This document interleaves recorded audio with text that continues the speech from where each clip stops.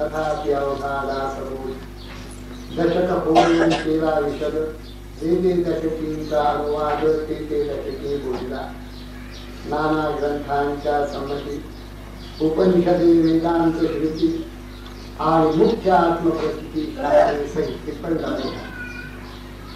कोणता ग्रंथ मी सांगणार आहे ते समर्थ प्रथम सांगतात. काय त्याच्यामध्ये निरूपण केलेलं आहे ते सांगितलं. बहुधा अध्यात्म निरूपण निरूपण काय अधिकार ते सांगतात. कोणत्या शास्त्रावरून आपण हा ग्रंथ लिहिला ते सांगतात. का आपणच आपल्या मनाला आलं ते लिहिलं. विद्वान असाल, उत्तम संत झाला असाल, कदाचित उत्तम साधक असाल, काय ते असाल ते, पण केवळ तुमच्या म्हणण्यावर आम्ही विश्वास ठेवावा असं काय? कोणते ग्रंथ आणले आधाराला तेही सांगतात. आणि शेवटी त्याची फलश्रुती काय आहे ते या ओवीमध्ये समर्थाने असं स्पष्ट सांगितलंय. नाना ग्रंथांच्या संमती आधाराला नाना ग्रंथ आणलेले आहेत. उपनिषदे, वेदांत, श्रुती आणि मुख्य आत्मप्रचिती शास्त्रे सहित सर्व शास्त्र, 6 शास्त्र, गुरुप्रचिती आणि आत्मप्रचिती असं सर्वच्या सर्व मी आधी घेतलेलं आहे आणि मग हा ग्रंथ लिहिलेला आहे. प्रचिती विन जे बोलणे ते अवघेच कंटाळवाण असं समजतो. त्याच्याविषयी वाईट पुढे म्हणतात. तोंड पसरून जैसे सुरे रडो गेले कुत्र जसं रडतं तसं रडणं हे आहे. प्रचिती शिवाय बोलणं म्हणजे. प्रचिती ह्याचा अर्थ काय? शास्त्र सर्व सांगत असतं आपल्याला. हा परमार्थ मार्ग अत्यंत गुप्त आहे, गुप्त आहे. आपण गीतेचं नुसतं वरवर वाचन केलं तरी लक्षात येतं की ते गुह्यतमं प्रवक्ष्याम्यन सूयते गुह्यात गुह्यतरं मया. असं गुह्य गुह्यतर गुह्यतम असं हे शास्त्र आहे. इथे ते ज्ञानमाख्यातम गुह्यात गुह्यतरं मया विमृश्यैतशेषेण यथेच्छसि तथा तु. हे सगळं गीता जर बघितली तर आपल्याला असं लक्षात येतं की गुह्य ज्ञान आहे, गूढ ज्ञान आहे. परमार्थ मार्ग सूक्ष्म आहे, असं स्थूल नाही आहे विषय तो. म्हणून शास्त्राचा आधार प्रथम घ्यायला.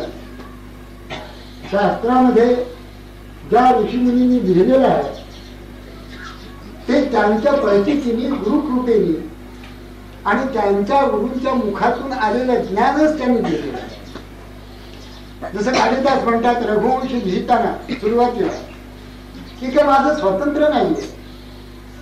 अथवा कृतवाद्वारे वंशेस्मिन् पूर्वसूरिभिः म्हणून वज्र समुच्चयने सूत्रस्य वास्तिमे गती. कोणीही पूर्वीचा महान जरी लेखन झाला तरी केवळ मी सांगतो म्हणून तुम्ही ऐका असं कुठेही तो विधान करणार नाही. समर्थही तसं म्हणत, ज्ञानोबाही तसं म्हणत नाही. ज्ञानेश्वर महाराज म्हणतात माझ्या गुरूंचं काही नाही, मी काय, मी नुसतं यंत्र आहे. जसा मायक्रोफोन असतो तर मी कोणीच नाही. मी जसं सूत्रधार एखाद्या दोरीने ते बावल्या नाचवत असतो तसे मी बावली आहे, तो सूत्रधार पाठीमागे असं ते साई खड्याचे बावले हाले सूत्राचे विचारे तैसा माते दावीत बोले स्वामी तो माझा. माझा स्वामी मला नुसतं दाखवतो, पुढे बोलतो तोच. समर्थ तसंच म्हणतात. समर्थ म्हणतात या सर्व शास्त्रांची संमती मी घेतलेली आहे. उपनिषद आहे, श्रुती आहे. कशा करता ही शास्त्र म्हणजे अध्यात्म शास्त्राचं सम्यक विवरण उपनिषद, भगवद्गीता, ब्रह्मसूत्र याच्यामध्ये येतं.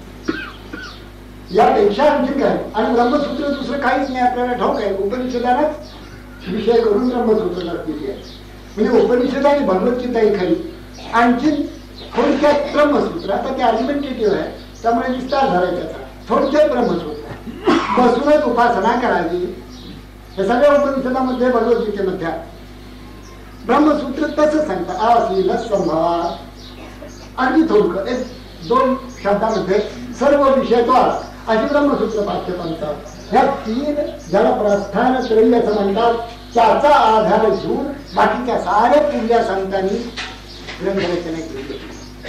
समर्थ तसंच म्हणतात. नाना ग्रंथांच्या संमती उपनिषदे, वेदांत, श्रुती आणि मुख्य आत्मप्रचिती कारण हे वेदांत झालं काय, श्रुती झाली काय? श्रुती, न्याय, मीमांसके, तर्कशास्त्रे, स्मृती, वेद वेदांत वाक्य विचित्रे, स्वये शेष मौना मला स्थिर पाहे, मना सर्व जाणीव सांगून हे असं काही चमत्कारिक आहे की तिची वाचावं तितकं थोडंच आहे. 6 शास्त्र पुन्हा ती एकमेकांची अगदी एक वाक्य तिने बोलतील असंही नाहीये. काही परस्पर विरोधी विधाने करतात. कोणी 3 प्रमाणे, कोणी 4 प्रमाणे, कोणी 6 प्रमाणे, असे प्रमाणेही भिन्न भिन्न मानतात. असं त्यांच्यामध्ये एकमेकांच्या मध्ये हा गोंधळ आहे. म्हणून समर्थ असं म्हणतात की हा गोंधळ त्यांच्यामध्ये आहे. श्रुती भांडती, शास्त्रबोधे विरोधे, गती खुंटती, ज्ञानबोधे प्रबोधे. पण प्रबोध झाला एकदा किंवा हे सगळं संपतं. आणि नेमकं काय सांगायचं आहे श्रुतीला हे म्हणून सर्व शास्त्र श्रुती स्मृती सहित साही शास्त्रे जी आहेत त्या 6 शास्त्रांचा मी अभ्यास केला. पण एवढ्यानेच मी थांबलो नाही. सद्गुरु कृपेने मला बोध झाला आणि इत्यादी मी थांबलो नाही. मी आत्मप्रचिती स्वप्रचिती घेतली. असं प्रचिती घेतल्यानंतर हे नाना ग्रंथांच्या संबंधी उपनिषदे वेदांत श्रुती आणि मोक्ष आत्मप्रचिती शास्त्रे नाना संमती अन्वय म्हणून मिथ्या म्हणता नाही. म्हणाले सगळं लिहिलेला मिथ्या आहे. काहीतरी समर्थांनी लिहिलं, त्यांना कळलं नाही बरोबर. असं जर तुम्ही म्हणायला लागलात तर मी नाना ग्रंथांचा आधार या माझ्या लिहिण्याला घेतलेला आहे. ते कोणते ग्रंथ आहेत तुम्हाला सांगतो. तथापि हे अनुभवाची प्रत्यक्ष असतात आणि मी जे सांगतोय त्याचा अनुभव घेऊन बघा. मी काय भक्तीचे जे सांगतोय, श्रवणम कीर्तनम विष्णू स्मरणम पादसेवनम, जे काही मी भक्ती सांगतोय त्याचा तुम्हीच अनुभव घ्या. जे काही ज्ञान म्हणजे आत्मज्ञान, पाहावे आपण असे आपण जाणावं ज्ञान. प्रत्यक्ष कसा प्रत्यय घ्यायचा? अवलोकितानी मस्त स्वरूपाची होय. रोज बसायचं ध्यानात. रोज ध्यानाला जर बसलं कोणी तर सहजच होऊन जात. समर्थांचं म्हणणं विशेष विवेक आणि वैराग्य ह्या 2 गोष्टी आपोआप होऊन जात. साधना विवेक आणि वैराग्य ह्याची जोड असल्याशिवाय साधना संभवत नाही. म्हणून विवेक वैराग्यासहित तुम्ही सोहमची साधना करा, नामस्मरणाची करा, चिंतनाची मननाची करा. समर्थांनी ते इतकं सांगितलंय, श्रवण मनन नितीध्यास, प्रचितीने बाणता विश्वास, रोकडा साक्षात्कार, सायास करणीच नव्हे. आणखीन सायास करायच नको. श्रवण, त्याचं मनन आणि मग नितीध्यास याचा अर्थ चिंतन ध्यान. तुम्ही स्वतःच मोकळे होऊन जाल ह्याची प्रचिती घ्या. हे अनुभवाची प्रत्यक्ष आता. मच्छरी अशी इच्छा म्हणायची. आता लोक असतातच ते समर्थाने सोडत नाही, ज्ञानोबाने सोडत नाही, आणखीन कोणाला सोडत नाही. तुम्हाला तुम्ही सोडणार काहीतरी बोलतात झालं असं म्हणते. पण हा केवळ मच्छर आहे असं समर्थांचं म्हणणं. कोणताही ग्रंथ एखाद्या व्यक्तीने जर तो लिहिला असेल, तो म्हणत असेल मी हा ग्रंथ लिहिला तर गोष्टी तो का होण्याचा संभव आहे. परंतु नाना सगळीच्या सगळी शास्त्र गुरुप्रचितीने आत्मप्रचिती घेऊन जो ग्रंथ लिहिलेला आहे त्याच्यामध्ये चूक असणार नाही. मला असं काही पुढे आढळत नाही. तुम्ही अनेक वेळा हा ग्रंथ वाचला असेल, ज्ञानेश्वरी वाचली आहे, भागवत वाचलाय, भगवद्गीता पाहतोय, पण ही बघ तात्विक चूक आहे. व्याकरण डिस्टर्बिंग चूक आहे. एखादी भगवद्गीतेमध्ये कशा चुका आहेत ते मला दाखवलं. व्याकरणात हे त्याच्यावर मला एक गोष्ट आठवली. पंतोजी होते ते नोकरी झाली, ते आणखी खेडेगावात पुढे गेले. आता त्यांचं ते पेन्शन कधी येईल, 6 महिने 8 महिने झाले पेन्शन नाही, वर्ष झालं. तर हैराण झाली, त्यांची मंडळी जास्त हैराण झाली. ते हैराण झालेच होते कारण पेन्शनच नाही, काय करणार. इतक्यात आला व्हायचा टपालवाला की पेन्शन दिला काढायचं. लिहिलं होतं की इतके दिवसाचं पेन्शन आहे ते इतके रुपये, काय 500-700 रुपये काय असेल. त्यांनी तो कागद हातात घेतला. बायकोला म्हणायला तांबडी पेन्सिल घेऊन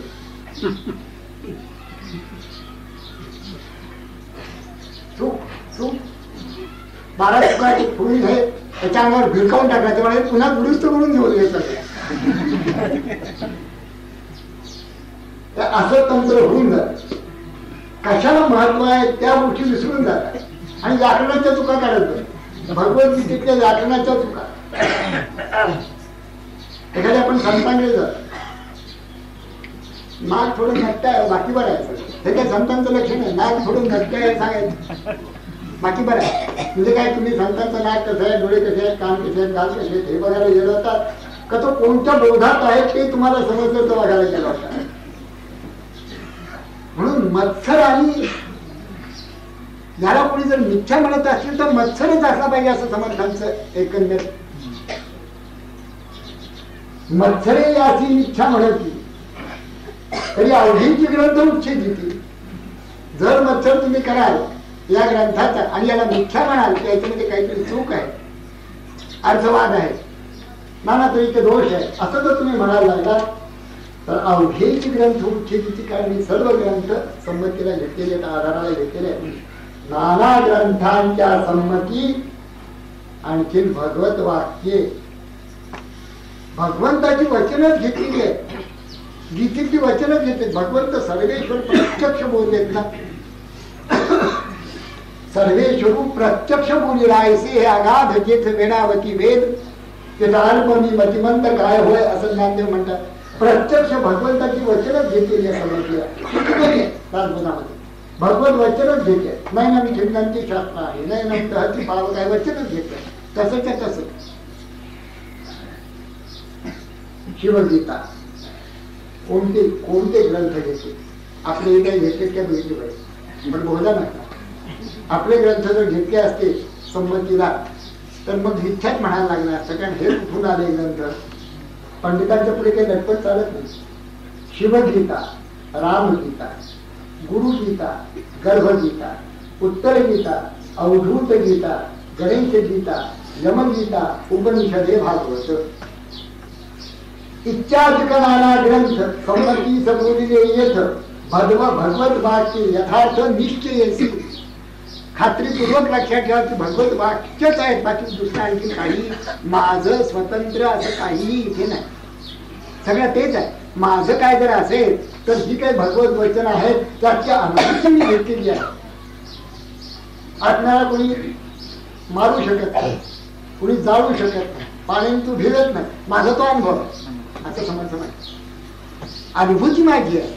भगवत वचन भगवंतांचीच आहे, दुसरं आणखी काही याच्यामध्ये घेतलं. माझं वाक्य फेकून गेलेलं ही सगळी कोणाची वचने कसं ते म्हणतात? कृपा केली दाशरथी समर्थ कृपेची वचने तो हा दास बोल. प्रत्यक्ष रामचंद्रांची वचन आहे. त्यामुळे आणखी माझं वचन आहे म्हणून तुम्ही मिथ्या म्हणाल तर तसं नाही, त्यांची वचन आहे. पण मत्सर असतो ना मनामध्ये जबरदस्त. मत्सराचं काय आहे? हा मत्सर असा चमत्कारी शत्रू आहे. एक कवी दुसऱ्या कवीचा मत्सर करतो, एक लेखक दुसऱ्या लेखकाचा मत्सर करतो, एक प्रवचनकार दुसऱ्या प्रवचनकाराचा मत्सर करतो, एक कीर्तनकार दुसऱ्या कीर्तनकाराचा मत्सर करतो, एक व्यापारी दुसऱ्या व्यापाऱ्याचा मत्सर करतो आणि भाऊ भावाचाही करतो. मी कामपूर्वक समजू शकतो, आपल्या रक्तातच आहे. पण मत्सर मी समजू शकत नाही. मत्सराने कोणता फायदा आहे? काही कारण नाही. त्याचं भलं झालं यामुळे माझ्या पोटात गोळा उठणं हे काय? हे काही रक्तात नाहीये, ही बाहेरनं मिळवलेली कमाई आहे. मत्सर, लोभ, मोह हे बाहेरनं आलेले आहे. ही म्हणजे आतली नाहीये. कामक्रोध रक्तात आहेत आपल्या. आपण म्हणू शकतो की माझ्या रक्तातच आहे, माझं रक्त की नाही खूप इष्ट आहे, आता त्याला काय करणार, दुर्वास नव्हते का असं म्हणणे आपल्याला पंक्तीला बसवत आहे. सगळ्या तऱ्हेचे ऋषी होऊन गेले. काळजी करण्याचं कारण पण मत्सरी काय केलं? शेजाऱ्याच्या मुलीचं लग्न झालं, मला मुलगी नाही, मला मुलगी आहे तिथं झालं नाही असलं नाहीये, मला मुलगी नाही आहे. शेजारची मुलगी वाढली होती चांगली 30 वर्षाची 28 वर्षाची, तिचं लग्न झालं. आता काय मला वाईट वाटण्याचं काही कारण आहे? पण उगाचच वाईट वाट. हा मत्सर समर्थानी ग्रंथ लिहिला, बघूया. तुकोबांचं नाही का फिरकून म्हणून सांगितलं, कुंभटा आणि मत्सराशिवाय दुसरं काय?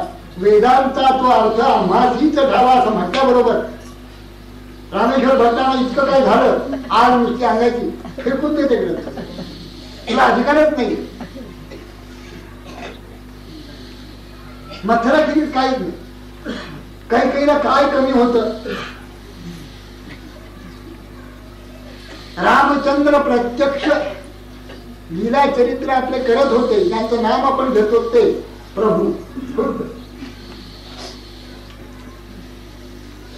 बरं काही काही कुठल्याही प्रकारची कमतरता नव्हती, काकणभर जास्तच होतं सगळं काही काही. असं असताना दशरथाचं प्रेमी होत, असं असताना देखील कशामुळे सगळं वनवास आणि रामायण घडलं? केवळ मत्सर. तेव्हा एखादा ग्रंथ एखाद्याने, आज आपण त्याला संत म्हणतो, समर्थ हे संत होते.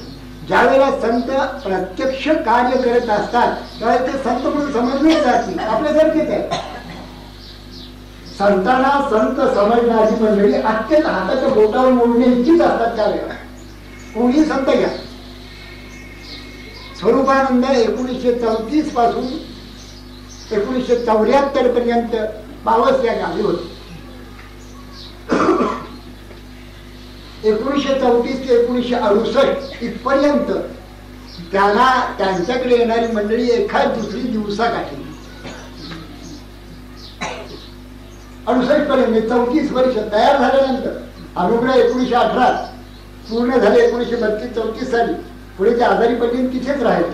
तिथे राहिल्यानंतर पुढे 34 वर्ष त्यांना ओळखणारं कोणी तिथे नव्हतं. आणि जर विचारलं हे गेले होते हे समोर तर 1972-71 ची गोष्ट सांगते.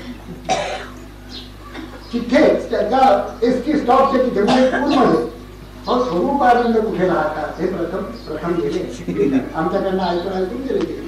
विचार की स्वरूपानंद कुठे राहतात. स्वरूपानंद म्हणजे ह्या पुलाच्या पलीकडे ते अलीकडे पावस गावाची व्यक्ती. कोण स्वरूप? हा म्हणजे ते आपले गुरुवले म्हणतात का? हा मग ते तिथे त्या देसाईंच्या त्या पलीकडे काय तसं काहीच नाही. म्हणजे वांग्याची भाजी म्हणताय का त्या गाडीवर गेली. कोण ओळखतात? 5 माणसं देखील पावस गावातली अशी नव्हती तिथे महाराजांना ओळखत. 5 माणसं देखील. आणि गोंधळलेली हीच परिस्थिती. आणि साई महाराज जेव्हा शिर्डीला होते तेव्हा हीच परिस्थिती. काही त्याच्यामध्ये आता लाखांनी लोक जात नाही. माझी त्याची कल्पना झाली नाही. तर मामा विनोदानी म्हणाले, म्हणजे मामा काय एखाद दुसरं मनुष्य इथे तर खरं म्हणजे पुण्यातली निदान 100-50 मंडळी रोज यायला इथे काय हरकत आहे. अगदी शेवटी म्हणजे जायचं अगदी 2-5 वर्ष.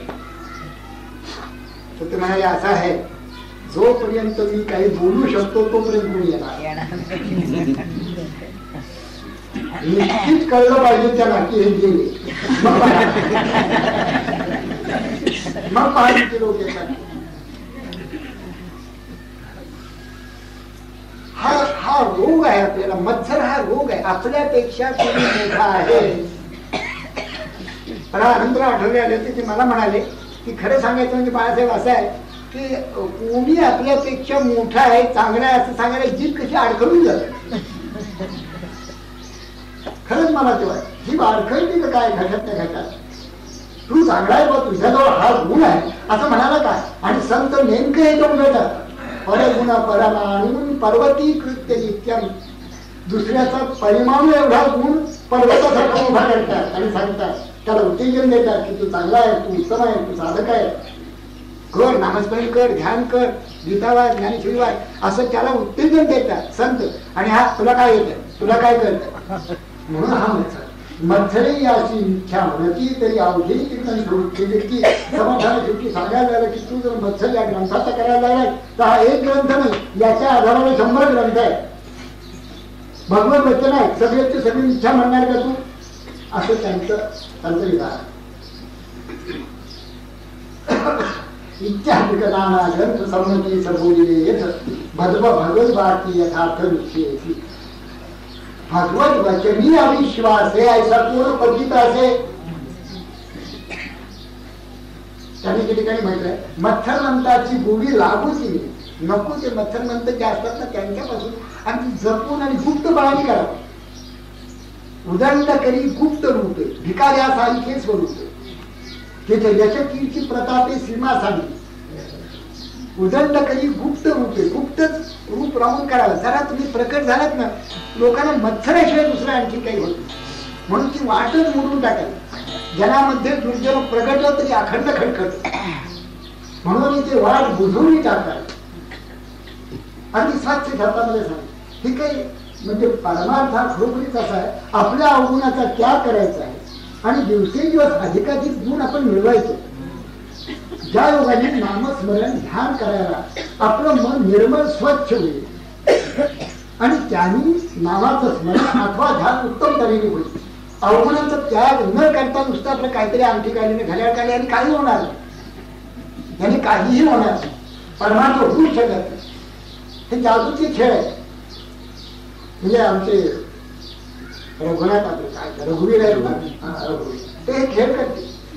यांच्याशी काही संबंध परमार्थाचा काही संबंध नाही. परमार्थ म्हणजे आमचं शुद्धी आहे ट्रान्सफॉर्मेशन आहे.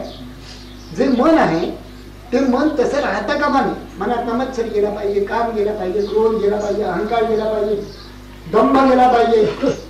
हे सगळं गेलं तरच शक्य आहे. बुद्धी जी आहे त्या बुद्धीने जे काही निश्चय केलेले आहेत जुने ते निश्चयचा कुचकामाचे असतील टाकून दिले पाहिजे. नवीन चांगले निश्चय बुद्धीने नामस्मरणच करील ध्यानच करील गीताच वाचील असे निश्चय ज्ञानेश्वरीलाच जाईल असे निश्चय संतांची संगती करील असे निश्चय करायला पाहिजे. असं सगळं ते ट्रान्सफॉर्मेशन आहे. सगळं बदल आहे. शरीराला देते जिथे खाण्याच्या सवयी आहेत बोलण्याच्या सवयी आहेत जिभेला कानाला ऐकण्याच्या सवयी आहेत. चंद्रमे जे अलायन्स आहे याच्यावरचं विवरण आपल्याला माहिती आहे की सगळीच्या सगळी इंद्रिय उत्तम करायला पाहिजे फ्रेश पाहिजे टवटवीत पाहिजे आणि पुन्हा जे ग्रहण करण्याचे विषय आहेत ते मनाला नीट कळलं पाहिजे बुद्धीत नीट बसले पाहिजे की हे घ्यायचं आहे हे घ्यायचं नाही. प्रवृत्तींच्या निवृत्तींच्या कार्याकार्ये भयाभये बंधम मोक्षंच या व्यक्ती बुद्धी सा पार्थ सात्विकी असे सात्विक बुद्धी असली तरच ही घेता येतं. नेमकं काय घ्यायचं प्रवृत्ती कशामध्ये आणि निवृत्ती कशापासून हे कळलं पाहिजे. तर भलत्याच गोष्टीपासून आपण निवृत्त होतो आणि भलत्याच गोष्टी त्या ठिकाणी प्रवृत्त होतो. भलत्याच गोष्टीची आपल्याला भीती वाटते आणि नसेल त्या गोष्टीच्या तिथे मात्र आपण आली अभयम. हे काही नुसते जादू करून किंवा एकदा गोंधळेकर महाराजांचे असे सांगतात. त्यांच्याकडे एक विद्वान पंडित एक केला आणि त्यांनी विचारलं महाराज तुम्ही एवढे सिद्ध पुरुष आहात आणि चमत्कार वगैरे का करून दाखवत नाही. चमत्काराने काय होईल त्याचा विद्वानच होते ना. महाराजांना त्यांनी पटवून दिलं चमत्काराने काय होईल तुमच्या चमत्कारामुळे बरेच लोक तुमच्याकडे अट्रॅक्ट होत आणि मग तुम्ही त्याला परमार्थाला लावा म्हणजे झालं. किती सोपं आहे आर्ग्युमेंट बरोबर आहे की ह्याच्यात काही चूक आहे का. आता पुष्कळ संत असं करतात ते चमत्कार करतात हजारो लोक त्यांच्याकडे येतात आणि मग कोणाला साखळी कोणाला अंगठी त्यांची दारू कशी त्याच्यापासून तू दारू सोड असं ते सांगत नाहीये. ते सांगितले मी त्याच्या असं काहीतरी करायचं बरोबर काय हजारो लोक माझे फक्त परमार्थ होणार नाही. त्यांनी सांगितलं हे पहा संत असा चमत्कार करत आणि असे चमत्कार जर कोणी करत असतील तर ते टिकाऊ स्वरूपाचे राहणार नाही. तुम्ही म्हणता त्याप्रमाणे ते लोक जरी अट्रॅक्ट झाले तरी ते काही सांसारिक गोष्टीने अट्रॅक्ट होतील. ते परमार्थ कधीच करणार नाही त्याच्यामध्येच राहतील कायम अखंड. मग काय करायला पाहिजे काही नाही. जे कोणी येणारी मंडळी आहे त्यांच्या बुद्धीत पालट कसा जाईल तो मनुष्य बदलेल कसा आणि खरा परमार्थी तो स्वतः कसा होईल हे पाहणं आणि असे संत करत असतात. हाच त्यांचा मोठा चमत्कार. परमार्थ म्हणजे काही चमत्कार परमार्थ म्हणजे काही जादू आहे. जादू मग अशी आहे की जे कोणी येतात ते बदलतात. जे संतांच्या संगतीमध्ये येतील ते पूर्वीचे राहत नाही हे निश्चित. ही जादू म्हटली तर माणसं घडवतात संत. त्यांचा पाया जो आहे मनुष्यात मात्राचा जो पाया आहे तो पाया मजबूत करतात. मग तो कोणतंही काम जरी त्यांनी केलं, तो राजकारणात असो, समाजकारणात असो, शिक्षण क्षेत्रात असो किंवा व्यापाराच्या क्षेत्रात असो, काही असो, तो मंत्री असो नाही तर संत्री असो, पण मग तो वेडवाकडे काही करणार नाही असा भक्कम पायावर त्याची जीवनाची इमारत उभी करतात. हे संतांचं काम. वाढविले प्रेम भक्ती भाव धर्म कुळाचार नाम विठोबाचे, हे संतांचं काम. ते गिरण्या काढत नाही, पण जे मग गिरण्या काढतील ते मग प्रेमाने सगळं होईल. व्यवहार नीतीने सगळा व्यवहार होईल, न्यायाने सगळा व्यवहार होईल, द्वेषाने मत्सराने होणार नाही. सगळे जे शास्त्र ग्रंथ आहेत आणि त्याच्यावरून घेतलेले संतांनी लिहिलेले जे ग्रंथ आहेत त्या सगळ्यांचा अभिप्राय एवढाच आहे. भगवत वचनी अविश्वास आहे असा कोण पतित असे, मी भगवत वचनच केलेली आहे त्याच्यावरच अविश्वास जर ठेवत असते असे कोणी, तर समर्थ म्हणतात असा कोण पतित मनुष्य आहे की ज्याचा भगवंताच्या शब्दावरच मुळी विश्वास नाही. एके ठिकाणचे म्हणतात योगी अमान्य केला शब्द भगवंताचा म्हणून दुःखे भोगत. भगवंतांनी सांगितलेलं कोणी ऐकत नाही. भगवंतांनी सांगितलं बसा ध्यानाला, लोकांनी अमान्य केलं. भगवंतांनी सांगितलं निष्काम कर्म करा, तेच करत नाही त्यामुळे दुःख भोगी. भगवंतांनी सांगितलं अनन्य भक्ती करा, कोणी ऐकत नाही म्हणून दुःख भोगतात, असं समर्थाचं म्हणणं आहे. म्हणून दुःख भोगी. इथे म्हणतात भगवत वचनी अविश्वास आहे असा कोण पतित असे, आणि असा कोणी नसल्यामुळे भगवत वाक्या विरहित नसे मुरणी तिथे. भगवंताची वाक्य तिथे प्रमाण धरलेली असल्यामुळे त्याच्या विरहित असं काहीही लिहिलेलं नाही. पूर्ण ग्रंथ पाहिल्या विना उगाच ठेवी जो दूषण आहे. आता ही कशी मंडळी असली पाहिजे त्या काळात देखील मला माहिती आहे की त्यांच्या विरुद्ध तक्रारी शिवाजी महाराजांकडे पोचवणारी मंडळी त्यावेळेला होती.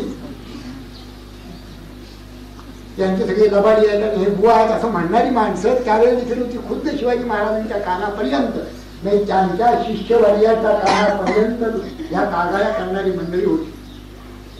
कोणी संत ह्याच्यात ना सुटला असं मला दिसत. पूर्ण ग्रंथ पाहिल्या विना उगाच ठेवी जो दूषण आहे कशावर म्हटलं माहितीये का, समर्थांच्या ग्रंथामध्ये काही बोध जो आहे या ग्रंथामध्ये तो अगदी सामान्य माणसांसाठी असल्यामुळे जी मोठी मोठी मंडळी येत असत ते स्वतःला समजतात. त्या मंडळीला असं वाटतं हा काय ब्राह्मण मंडळ्या मिळावा, संत मंडळ्या शोधाव्या, काय आधी प्रपंच करावा नेटका मग पहावे पण मग कधी उजाडणार, असं त्यांना उगाच भीती वाटते. कोणता उपदेश मुख्य आहे आणि कोणता उपदेश गौण आहे प्रत्येक ग्रंथात ते असतात. गौणत्वाने काय घ्यायचं, मुख्य काय आहे त्याच्यामध्ये, मुख्य दुसरं काहीही नसून आत्मदर्शन सोहम बोध हेच मुख्य आहे. विवेक आणि वैराग्य सहित हे करावं असं समर्थांचं म्हणणं आहे. संबंध ग्रंथामध्ये दुसरं काहीही सांगितलेलं मुख्यतः आणि गौणत्वाने जसे प्रश्न विचारलेले आहेत. ब्रह्मांडाची उभारणी कशी व्हायची सांगितलं, समाज त्याची संवाणी कशी व्हायची सांगितली. आपली जी काही मतं होती ती सांगितली शास्त्राला धरून. आम्हाला हे विश्व दिसतच का सांगितलं, शास्त्राला धरून सांगितलं. आम्ही आता संसारात बुडवलो आता काय करावं सांगितलं, शास्त्राला धरून सांगितलं. मुख्य गोष्ट जी आहे त्या आत्मदर्शनाला काय करावं,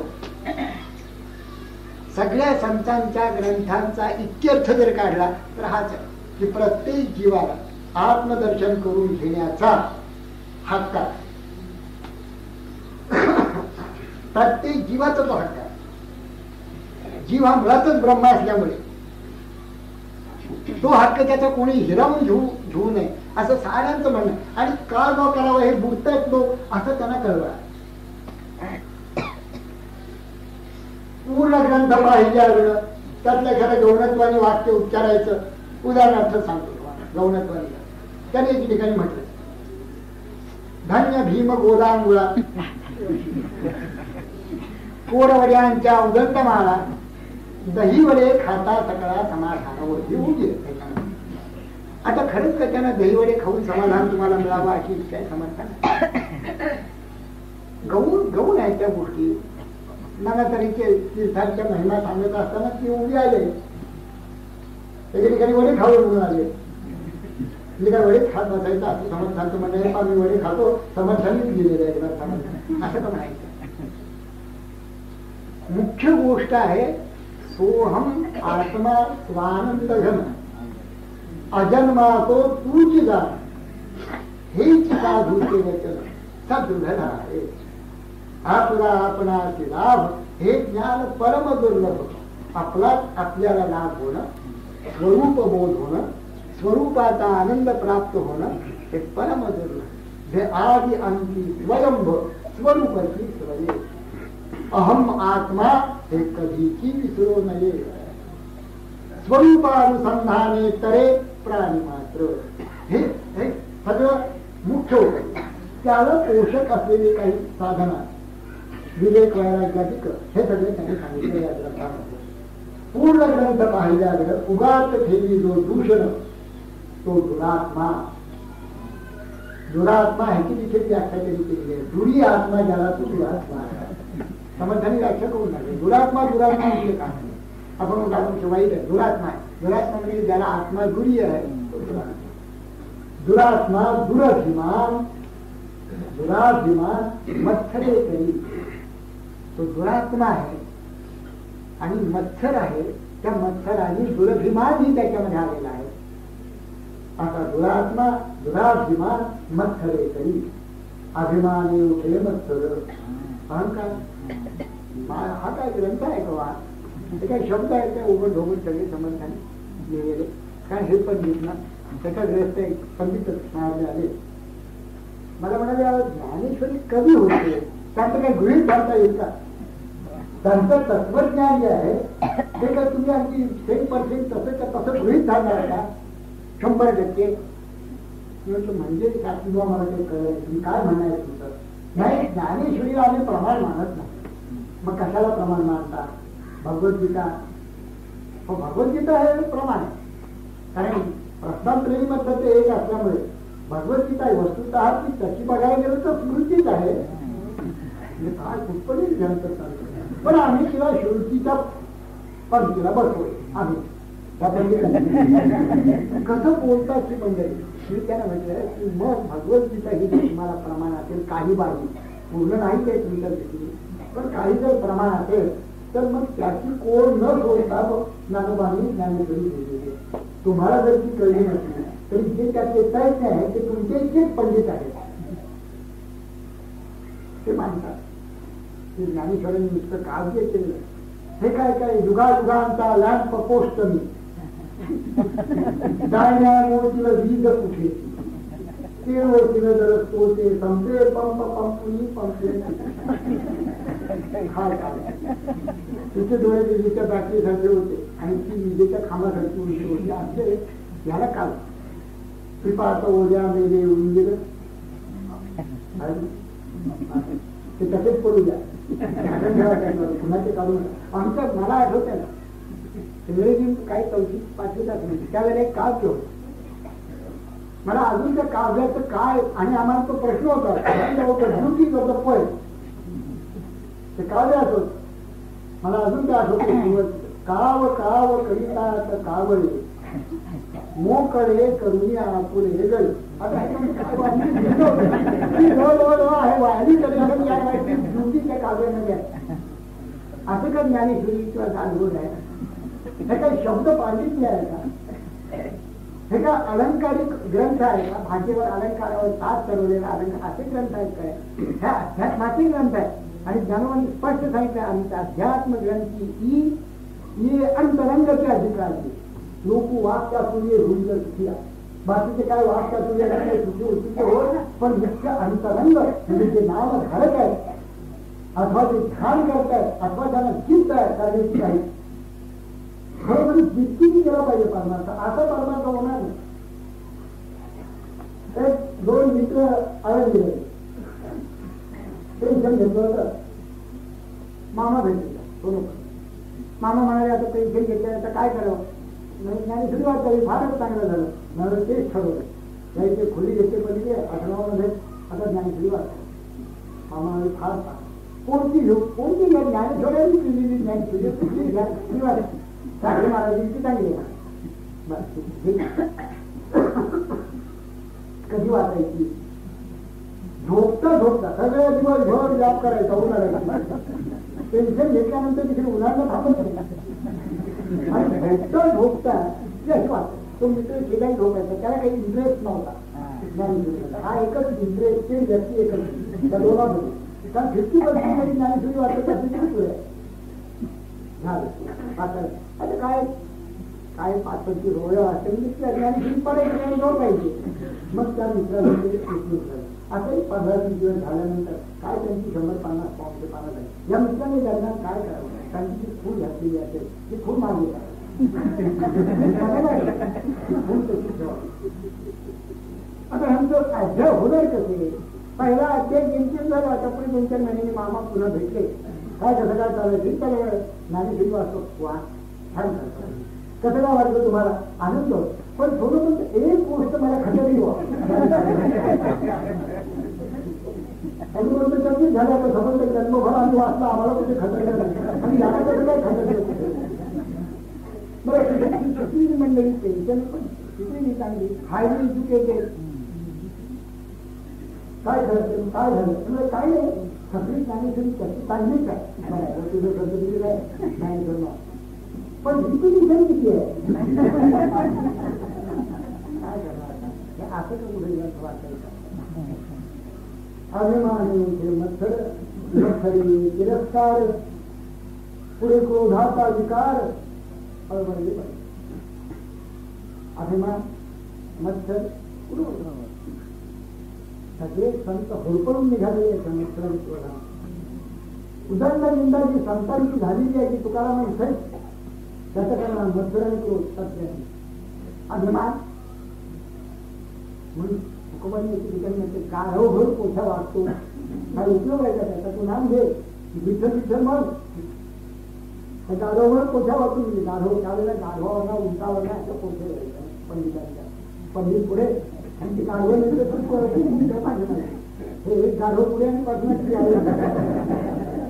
तुकोबाने असं म्हटलंय, पंडित म्हणता वाटे सुख पंडितो पाहता अवघा मूळ.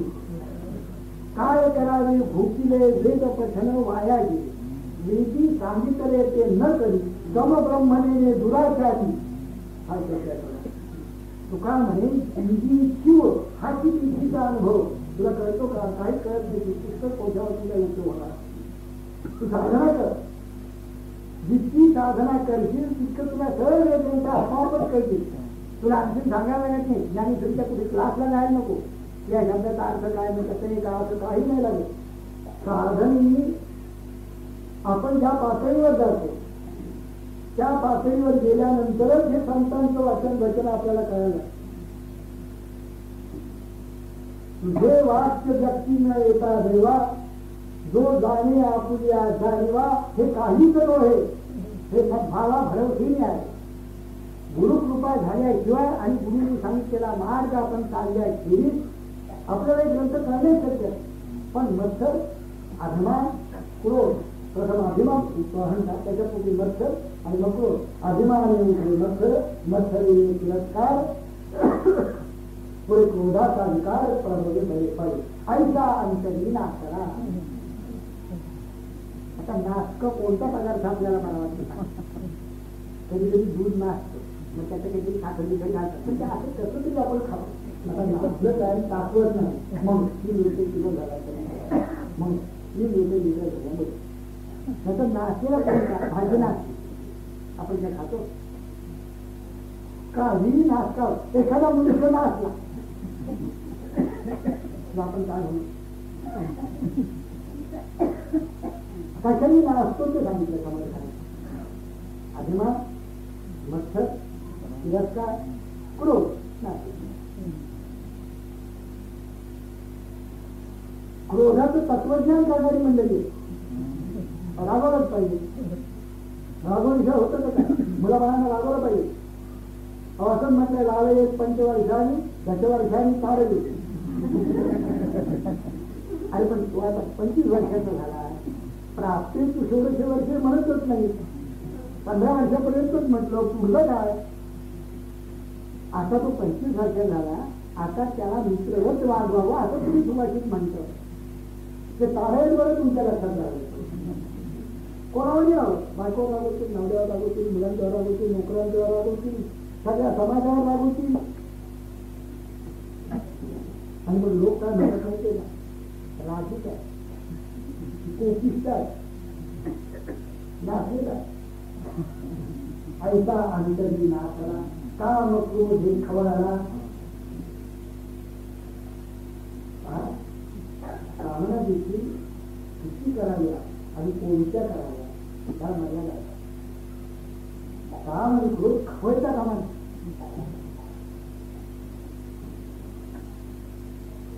घर पाहिजे झालं, आता दुसरं कशाला. गाडी पाहिजे घेतली, आता दुसरी कशाला. वस्त्र पाहिजे 52 साड्या, आता 53 कशाला. आत्ताच जीवन झालं, मग आता चहा कशाला. साधी गोष्ट संत असं सांगितलं की तुम्हाला देहाला मनाला आणि बुद्धीला जे अत्यंत आवश्यक आहे ते सगळेच्या सगळे विषय गुंडाळून ठेवा, असं संत सांगितलं कधीही. संत असं सांगतात की त्याची जरूर नाही तुमच्या देहाला, मनालाही नाही, बुद्धीलाही नाही. असे किती विषय तुम्ही उपभोगता. ज्ञानेश्वरी झाली आता किंवा गाळगोळ झाला का सांगून. आता जर वर्तमानपत्र हातात घेऊन एखादा मनुष्य मला दिसला तिथला का बाकीचा आहे तर काय वर्तमानपत्र घेऊन कोण आलं. आता जर यापैकी कोणी जर वर्तमानपत्र वाचत रस्त्यावर दिसत तर मला असं वाटतं की काय झालं. अरे तिथे कधी सोडले जाणं मालिक आता वर्तमानपत्र नाही. निदान तास 2 तास तरी ह्या दासबोधाने आपल्या डोक्यामध्ये ठाण मानून बसू द्या, हृदयामध्ये त्याला जागा द्या, मनामध्ये जागा द्या. काही जरा चाललेलं असू द्या, पण तास 2 तास तरी व्यक्त देऊ नका त्याच्याकडे. मग बघूया 10च्या पुढे काय बातम्या येतातच. पण कुठेतरी ज्ञानेश्वरी एकदा गंमत असते, थोडं पण सांगतो. त्यांच्या भगिनीकडे ते राहत असते, भगिनीच्या लक्ष्मी त्याच्या प्रवचनाला मी गेलो. गाडीत मंदिरात नव्हतं, महानंद प्रवचन सोमवार होता त्या दिवशी संध्याकाळच्या वेळेला एवढं प्रवर्तित या श्लोकावर संत प्रवचन नेहमीप्रमाणे अत्यंत चांगलं संत प्रवचनाची एक पद्धत होती. त्या पद्धतीप्रमाणे उत्कृष्ट प्रवचन झालं. एवढं झाल्यानंतर आम्ही 40 माणसं ती पाठीमागे उतरत होती. जिना त्यांच्या ते मार्ग राहतो, तिथला जिना होता, ते जिन्याने टेन्शन काय बोलते बबलीचं अजून लग्न ठरत नाही. जिन्यातच असं सुंदर होऊन गेली की कशाला मामा सांगतात तरी कशाला जन्म करतो. ज्यांना जर बबलीचे लग्न मग एवढी ऐकले किती विषय आपल्या अंतरंगात बसून राहिलेले आहेत. आपण वाटतं किती किती कामाला बसून राहिले की ज्ञानेश्वरी असो, दासबोध असो, भगवद्गीता असो, उपनिषद असो, त्यांचं वस्त्रगाळ पूर्ण करून जरी ह्याला पाहिलं तर हे दुसरं काहीही बघत नाही. अरे सगळ्यांची झाली कशीच होती, तू काय काळजी करतो.